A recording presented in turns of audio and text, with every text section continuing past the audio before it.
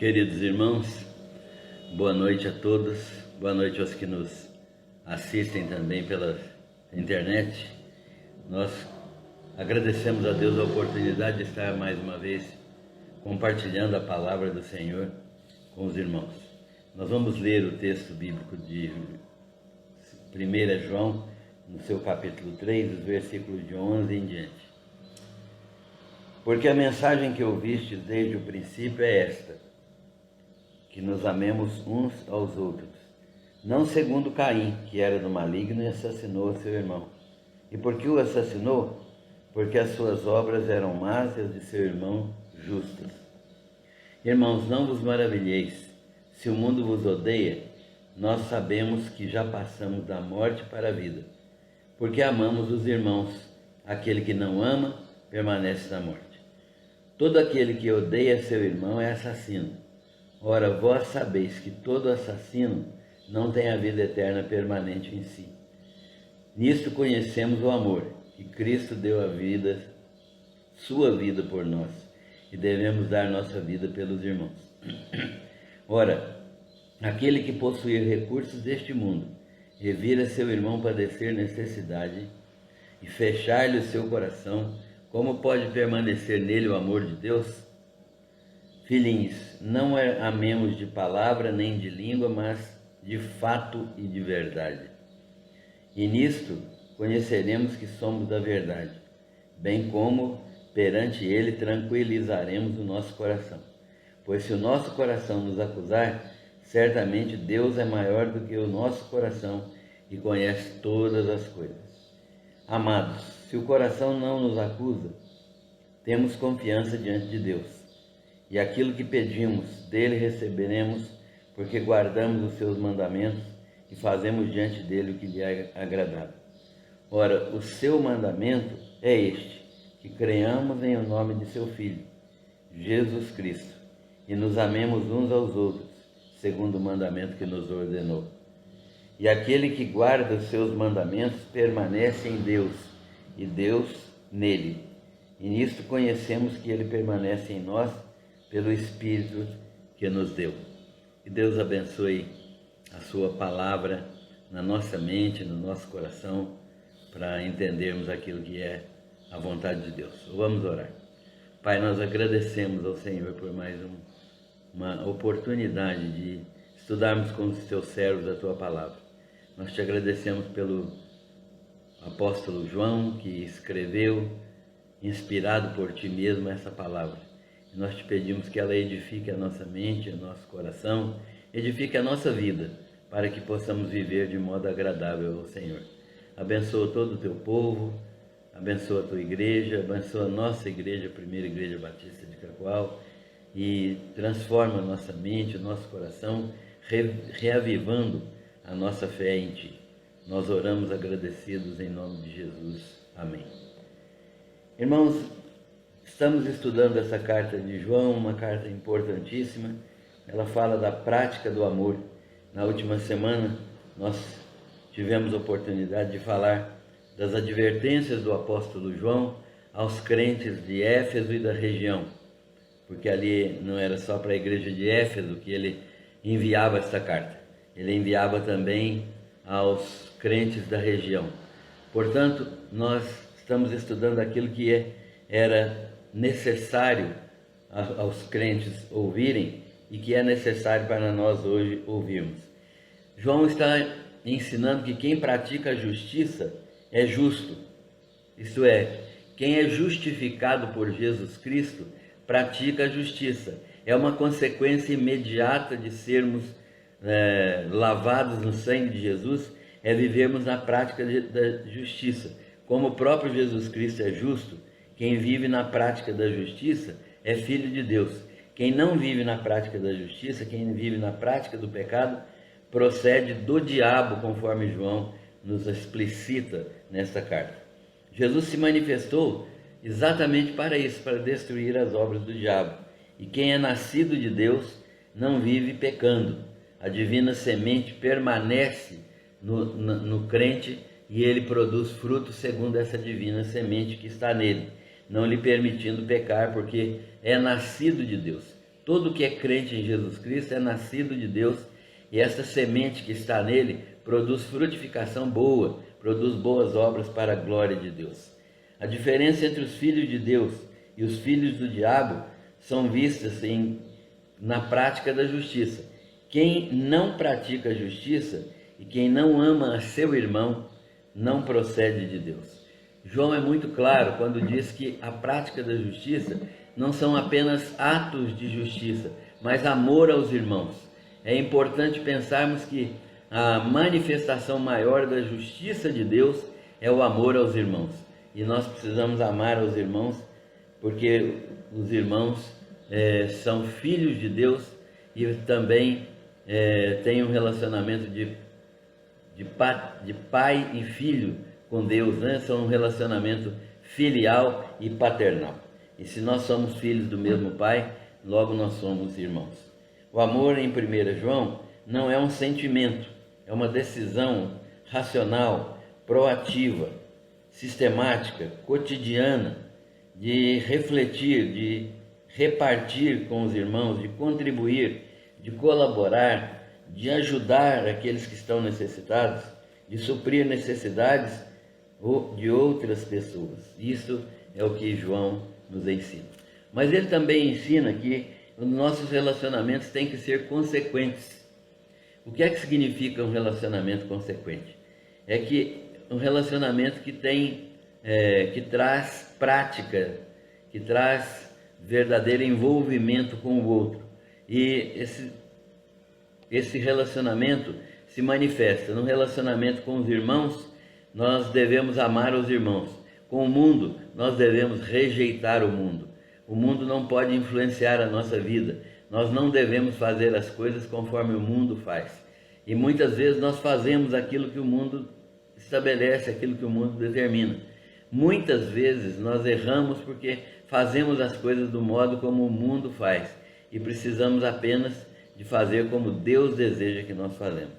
A mensagem básica, portanto, o primeiro princípio que tem nesse texto é que nós nos amemos uns aos outros, porque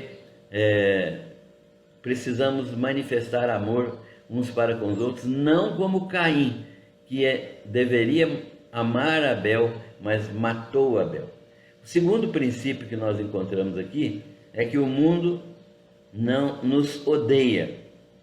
Nós não devemos tentar fazer aproximação, amizade com o mundo. Nós temos que viver neste mundo, é certo, mas nós não devemos fazer amizade, isto é, não devemos nos deixar influenciar pelo mundo. Pelo contrário, devemos ser nós a influência sobre o mundo, sal da terra, luz do mundo, de modo que onde estivermos, haja influência positiva do Evangelho na vida das pessoas.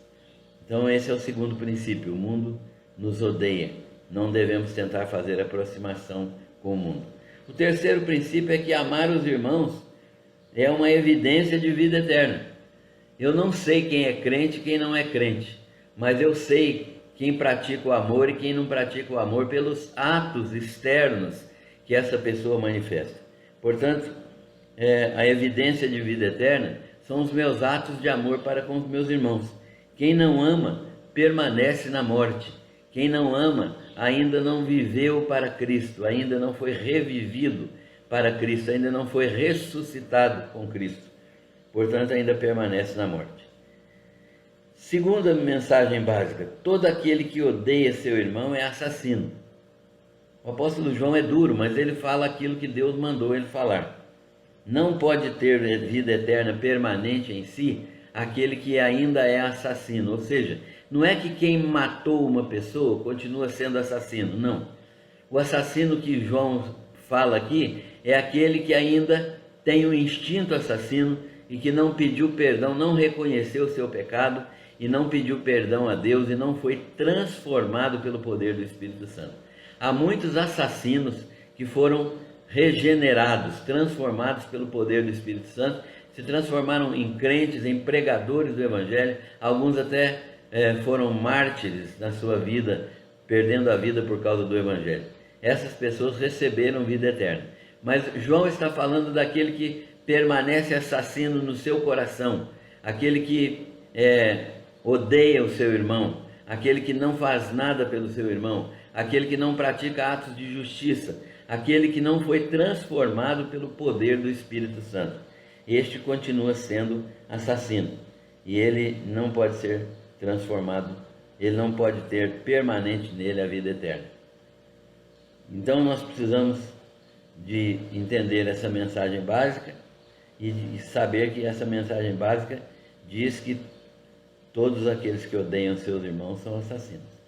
E precisamos conhecer o amor de Cristo.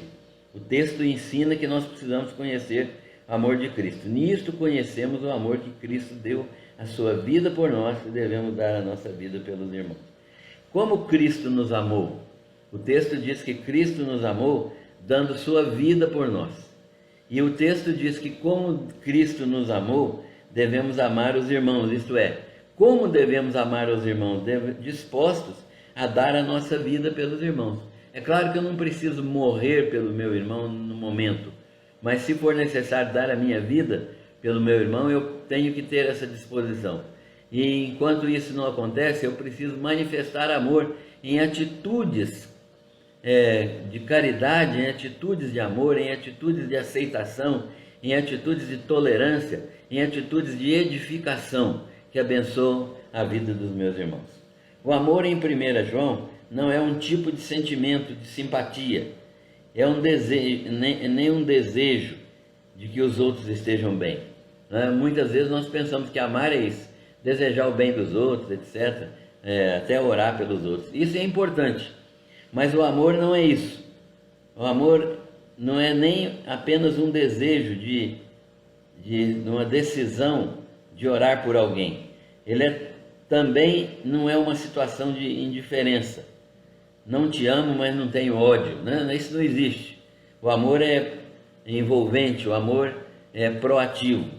Amor verdadeiro é um amor que pratica o bem em direção à pessoa, em que ele toma a iniciativa. Não amo, mas não tenho ódio, isso não é nada, nessa posição não existe. Ou você ama e não tem ódio, ou você não ama e tem ódio. João não está dizendo que haja uma terceira alternativa. Como se isso resolvesse o problema. Muita gente fala, eu não amo, mas não deixo de amar também. O amor em João é prático. O amor em João é uma escolha. Eu escolho amar ou não amar. Eu escolho gostar ou não gostar. Querer ou não querer. É uma escolha. E eu preciso aprender a escolher amar todos os meus irmãos com um amor prático, um amor que toma a iniciativa em favor dos meus irmãos. É uma questão da vida de Deus em nós. É uma questão absolutamente de termos a vida de Deus dentro de nós, totalmente operada, totalmente constituída pelo poder do Espírito Santo. A vida de Deus em nós é uma vida que opera pelo poder do Espírito Santo, que nos faz agir como Jesus agiu, como o Senhor Jesus Cristo agiu, sempre em favor das pessoas. O teste para essa situação é simples. O irmão que toma a iniciativa não espera ninguém pedir, não fica esperando por outros, ele inicia e completa a obra de doar. Isso é um teste positivo. Então, quando o irmão toma a iniciativa para doar, para abençoar, para visitar, para dar um tempo seu, para dar algum recurso financeiro, para ajudar em alguma circunstância, quando essa iniciativa é tomada, esse é um teste positivo de que nós estamos aprendendo a doar, aprendendo a amar. O teste é, quem vê o necessitado e lhe fecha a porta do coração, como pode permanecer nele o amor de Deus? Se eu vejo uma pessoa necessitada e simplesmente digo assim, vai em paz, Deus te abençoe, no meu coração não há o amor de Deus. Eu preciso tomar uma atitude positiva, abençoar essa pessoa com uma atitude positiva. O mandamento, portanto, é, filhinhos, não amemos de palavra nem de língua, mas de fato e de verdade. Muita gente fala em amor, pouca gente pratica o amor. Muita gente diz que ama, outros poucos amam de verdade. O mandamento é esse: filhinhos, não amemos de palavra nem de língua, mas de fato e de verdade. Como conhecer que somos da verdade? Qual é o teste fundamental para a verdade? O primeiro teste fundamental para a verdade é ter consciência tranquila. O coração precisa estar tranquilo. Agora, tem que ser um coração crente, cheio do Espírito Santo, porque o nosso coração é corrupto, nosso coração é pernicioso, é perigoso. Muitas vezes nós não estamos fazendo nada de positivo e achamos que estamos fazendo alguma coisa de positivo. Então, o coração não é um valor absoluto, ele é uma parte que precisa estar em comunhão com Deus, precisa estar diante de Deus, precisa ter consciência tranquila diante de Deus. A consciência tranquila de que eu estou fazendo a minha parte é um teste fundamental. Segundo, se a consciência nos acusa de omissão, se a minha consciência não me deixa em paz, me acusa de omissão, Deus é muito maior do que a minha consciência. Ele está além da minha consciência e Ele conhece tudo. Ele não se deixa enganar. Então não adianta eu ser enganado pelo meu coração, porque Deus não se deixa enganar. É melhor que o meu coração esteja de acordo com aquilo que Deus determina. É melhor que o meu coração seja uma consciência pura, tranquila, que obedece a Deus, para que Deus nos abençoe, para que a minha consciência não me acuse. Terceiro, se a consciência não acusa, e Deus também não acusa, né? Se a minha consciência e Deus estão em comum acordo, então nós temos a confiança diante de Deus de que estamos agindo conforme a vontade de Deus. Isso é maravilhoso, quando nós podemos ter essa certeza de que somos abençoados por Deus e que Deus está operando na nossa mente, no nosso coração, na nossa consciência, a sua perfeita vontade. Esses mandamentos, portanto, são os mandamentos que João nos orienta em relação à ação nossa para com os crentes. Filhinhos, não amemos de palavra nem de língua, mas de fato e em verdade. Podemos orar confiantemente, porque guardamos os seus mandamentos e fazemos a sua vontade. Receberemos aquilo que pedimos segundo a sua vontade. Se orarmos confiadamente que Deus ouve as nossas orações, e se nós estamos guardando os seus mandamentos, fazendo a sua vontade, então nós receberemos aquilo que pedimos segundo a sua vontade. Portanto, qual é o mandamento que devemos guardar? Devemos guardar a fé no Senhor Jesus e devemos guardar esse mandamento: filhinhos, não amemos de palavra nem de língua, mas de fato e de verdade. Que Deus abençoe a sua palavra na nossa mente e no nosso coração. Nós continuaremos na próxima quarta-feira, querendo Deus.